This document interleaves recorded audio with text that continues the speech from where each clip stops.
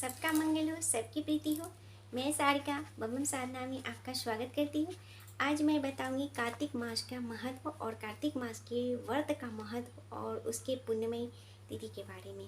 कार्तिक मास जो है बहुत ही महत्वपूर्ण है और ये कार्तिक मास जो है आपको श्री हरि विष्णु को बहुत ही प्रिय है। इसमें आप जप ध्यान पूजा पाठ मौन रहने का बहुत बड़ा महत्व है। इसमें जितना आप पुण्य कीजिएगा उस आपका बहुत बड़ा पुण्य प्राप्ति होती है। तो कार्तिक मास जो है वो आपको 28 अक्टूबर से प्रारंभ हो रही है, जो कि 27 नवंबर को समाप्ति हो रही है। तो ये कार्तिक मास का व्रत जो होता है वो बहुत ही महत्व है। ये पाप नाशनी कार्तिक मास का बहुत बड़ा ही दिव्य प्रदायक है। ये व्रत जो भी करते हैं वो कितना बड़ा से बड़ा पाप होता है ना, उसके नष्ट हो जाते हैं।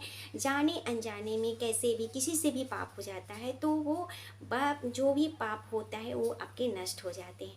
तो ये बहुत ही ध्यान देने वाली बात है कि ये कार्तिक मास बहुत पुण्यदायी पर जैसे कार्तिक मास जो व्रत है जो है महीने हैं वो बहुत पुण्यदायी महीने हैं। इसमें आप जितना से जितना जब ध्यान पूजा पाठ करते हो, तुलसी का पूजन करते हो तो आपके लिए काफ़ी ही पुण्यदायी होती है।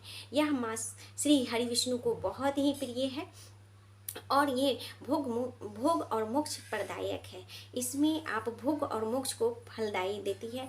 आप रात्रि को श्री हरि विष्णु के सामने ज्योत जला करके आप जागरण करते हैं, नृत्य करते हैं, गान करते हैं, श्री हरि विष्णु का गान करते हैं तो आपको काफ़ी फल प्राप्ति होती है। प्रातः काल ब्रह्म मुहूर्त में उठ करके आप अगर स्नान कर रहे हैं तो सारे तीर्थों में स्नान करने का आपको फल प्राप्ति होती है। तो आप ध्यान रखिए कि आप ब्रह्म मुहूर्त में और उठें और स्नान करें तो आपको फुल तीर्थों में स्नान करने का फल प्राप्ति होती है।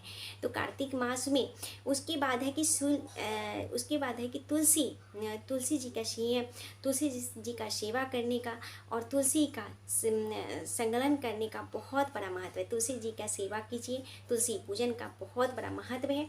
तुलसी जी के पास दीपक जलाइए। उसके बाद है कि तुलसी धारण करें, तुलसी चंदन लगाएं, जैसे श्री हरि चंदन कहते हैं। उसके बाद तुलसी दल का सेवन करें, इससे आपको काफ़ी फल प्राप्ति होती है। और दीप दान करने का बहुत बड़ा महत्व है। कार्तिक मास में दीप दान करने का बहुत बड़ा महत्व है। शिवालय, देवालय, जलाशय और आप जो भी आपके आसपास में आपके जो भी दिव्य वृक्ष है, जैसे कि पीपल वृक्ष हुआ, वट वृक्ष हुआ, उसके बाद आपको जैसे अशोक के वृक्ष हुआ, उसके बाद है कि बरगद के वृक्ष हुआ, पाकड़ का वृक्ष हुआ, बेल वृक्ष हुआ, समी वृक्ष हुआ, ये सब जो वृक्ष होते हैं वो देव वृक्ष में है। मैं एक वीडियो भी बनाई हूँ जो कि देव वृक्ष के विषय में बताई हूँ। तो आप इस वृक्षों के नीचे भी दीप दान करने का बहुत बड़ा महत्व है। देवी देवताओं के जहाँ पे आपके मंदिर है वहाँ पे आप दीप दान करने का बहुत बड़ा महत्व है। उसके बाद है कि इसमें जब भी दीप आप प्रज्वलित करें वो दीप जो आप तिल का हो तो काफ़ी अच्छा हो। और तिल का तेल या घी का दीप प्रज्वलित करें, ये आपको काफ़ी फलदायी होता है। तो आप ध्यान रखें कि इस महीने आप ज़्यादा से ज़्यादा दीप दान करें, पूजन करें। यह जो बताया गया है आपको दीप दान करने का, वो आपको पद्म पुराण में उत्तरखंड आपको 117 में आपको ये लिखा गया है। तो आप उसमें जा कर के भी आप देख सकते हैं कि दीपदान का कितना बड़ा महत्व है। आपको तो मैं बहुत शॉर्ट में बताई हूँ, लेकिन दीपदान का आपको पद्म पुराण में बहुत विस्तार रूप से लिखा गया है। तो आप ये ध्यान रखें कि दीपदान करें तो बहुत आपको फल प्राप्ति होती है। ये जो भी इस नियम को जो पालन करता है, जो कार्तिक मास का जो व्रत का नियम पालन करता है, उसे भोग मोक्ष की प्राप्ति होती है और देवताएं भी उन पर प्रसन्न होते हैं। जो इस मास में जो भी मनुष्य दूसरे के घर के भोजन नहीं करता है, जैसे आप कार्तिक मास का व्रत ले रहे हो और आप ये ध्यान रखें कि दूसरे के घर का भोजन आप नहीं करें, क्योंकि नहीं करना चाहिए। लेकिन आप अगर जब नहीं करते हो तो इसका फल है क्या कि आप कुछ व्रत का भी आपको फल प्राप्ति होता है। पहले दिन जो वो व्रत होती है, जो पहले दिन निराहार रह जाता है, दूसरे दिन आपको पंचगव्य का बस पंचगव्य लेकर के ही आपको ये व्रत रखना पड़ता है। तो इस व्रत का आपको रोजाना, आप अगर जो दूसरे के घर का भोजन नहीं करते तो रोजाना आपको ये फल प्राप्ति होती है। तो आप ध्यान रखें कि दूसरे के घर का भोजन कार्तिक मास में आप ना करें, तो आपको कल काफ़ी फल प्राप्ति होगी।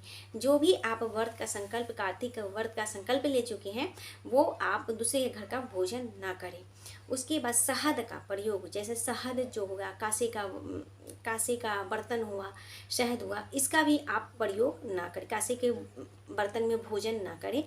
उसके बाद है कि ये जो भी अपने ये जो कार्तिक मास में भूमि पर शयन करता है, भूमि पर शयन करता है ने वाला होता है, वो कार्तिक मास में जो भी कार्तिक मास में भूमि शयन करता है, करने वाला हो, तो उसको बहुत फल प्राप्ति होती है। उसे जैसे ब्राह्मण को, किसी भी ब्राह्मण को ग्रहण में आप भूमि दान करते हो, उसका फल प्राप्ति आपको जब भूमि शयन करते, कार्तिक मास में भूमि शयन करते हो, उसका फल प्राप्ति होता है। तो आप ध्यान रखें कि कार्तिक मास में अगर व्रत कर रहे हो तो आप भूमि शयन करेंगे तो आपको काफ़ी फल प्राप्ति होती है। ये भी ध्यान, कंबल वगैरह बिछा करके ही सोए, अच्छे साफ सुथरा हो तो वो आप सोएं। उसके बाद है कि कार्तिक मास में ब्राह्मण को घर पे, जैसे कि कोई भी ब्राह्मण हो, आपके आसपास में ब्राह्मण होंगे, तो उनको आप उनके सह परिवार को बुला करके और उनको भोजन करा, उनको अपनी इच्छा अनुसार दान दक्षिणा दे तो वो भी आपको काफ़ी फल प्राप्ति होती है। कार्तिक मास में जो मनुष्य प्रतिदिन पत्तल पे भोजन करता है, उसे 14 इंद्रियों का पद प्राप्ति होता है, पद, और उन्हें दुर्भाग्य कभी भी प्राप्ति नहीं होती, जैसे कि उनको कोई भी कष्ट नहीं होता है। ये भी आपको बहुत ही अच्छी बातें हैं कि आप कार्तिक मास में पत्तल के भोजन करते हो तो बहुत ही महत्व होता है। संपूर्ण कामनाएं पूर्ण करने वाले भी पद्म पुराण के अनुसार ये कार्तिक मास का व्रत होता है। समस्त तीर्थों का जैसे कि इसमें समस्त तीर्थों का फल प्राप्त कराता है ये व्रत करने से, जो भी ये कार्तिक मास का व्रत करता है। सेवन और जो भी कार्तिक मास में तिल दान, नदी स्नान और सदा साधुओं का, जैसे साधु का संग करता है, उसके बाद वो मोक्ष की प्राप्ति करता है। और जो मौन व्रत रखता है, प्लास के पत्ते पर भोजन करता है और तिल में युक्त जल से स्नान करता है, वो निरंतर क्षमा, जैसे कि आप व्रत तो कर रहे हो, जैसे कि आप व्रत कर रहे हो कि हम ये व्रत कर रहे हैं, और आपके अंदर में जैसे ईर्ष्या हो या कुछ भी हो, ऐसे लोगों के साथ आप न बैठो और नहीं आप उस तरह की बातें करो। कोई भी व्रत करो या पूजा करो या करो तो उसमें आप ध्यान रखो कि आप अपने मन को बहुत संयमी रखो, मन को बहुत संयमी रखो, क्रोध ना करो, क्षमा की हमेशा भाव रखो, दूसरे के प्रति स्नेह रखो, दूसरे के अच्छे भाव रखो, तो ये आपको बहुत ही अच्छा होगा।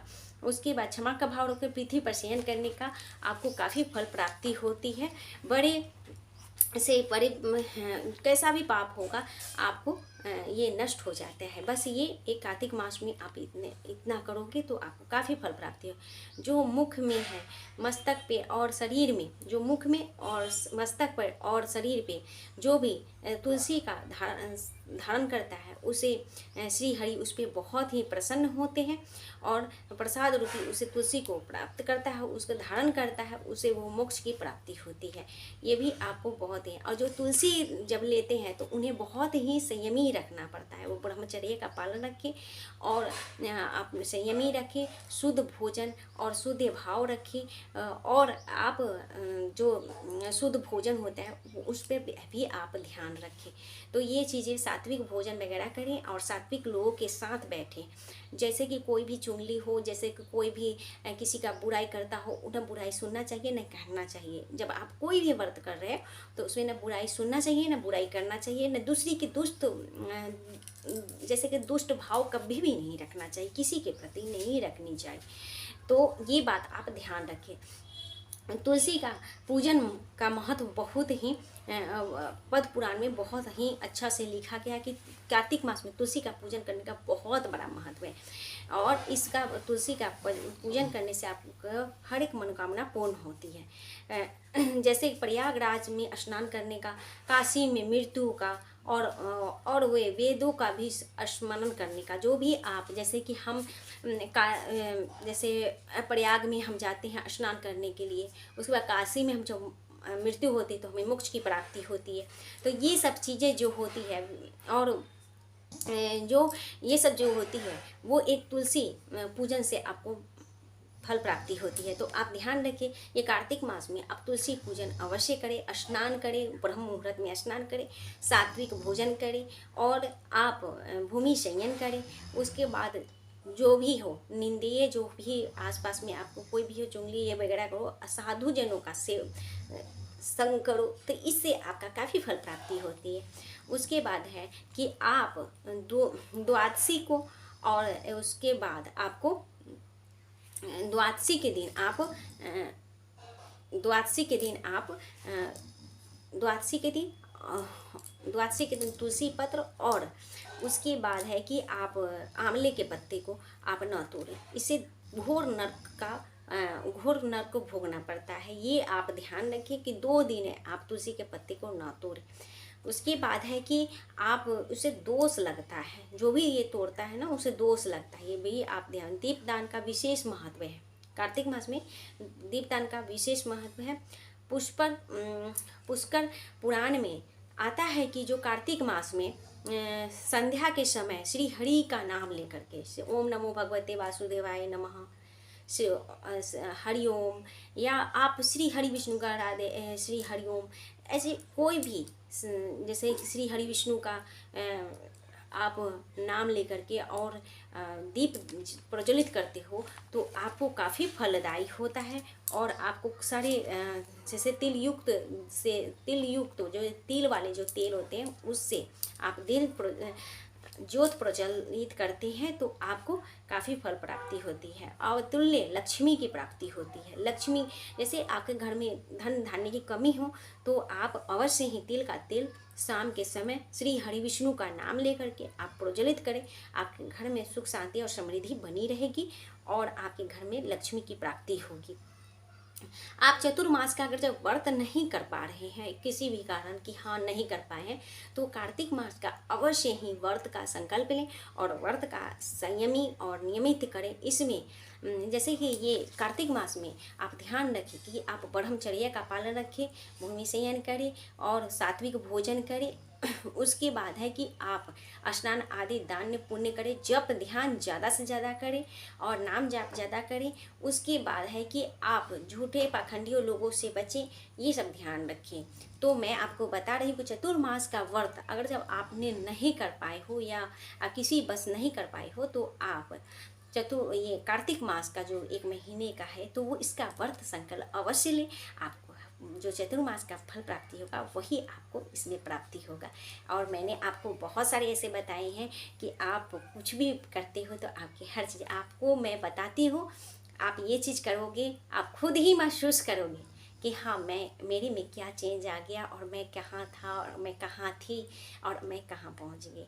तो ये चीज़ आप ध्यान दीजिएगा कि आपकी जीवन बहुत ही बहुमूल्य है और अपने जीवन को अच्छे बनाने के लिए, अच्छे तरह से करने के लिए आप सात्विक जीवन जीना सीखिए और अच्छे से भगवान के शरण में आप अपने आप को लगाएं। उसके बाद है कि किसी से भी झूठ पाखंड और से बचें और उसके जो भी कार्य करें बहुत मन शांत से, अच्छे विचार से, और सुख समृद्धि तो बनी ही रहेगी। जब अच्छे कार्य करेंगे, अच्छे सोचेंगे किसी के बारे में तो अच्छे ही रहेगा। मैं अगले वीडियो में आपको फिर मिलूँगी। अगर जब मेरे चैनल पर आप नए हों तो मेरे चैनल को आप सब्सक्राइब जरूर कर लीजिएगा। उसके बाद लाइक करना ना भूलें और कमेंट में आप हर हर महादेव अवश्य लिखें। उसके बाद है कि मैं अगले वीडियो में आपको फिर मिलूँ, तब तक के लिए हरि ओम।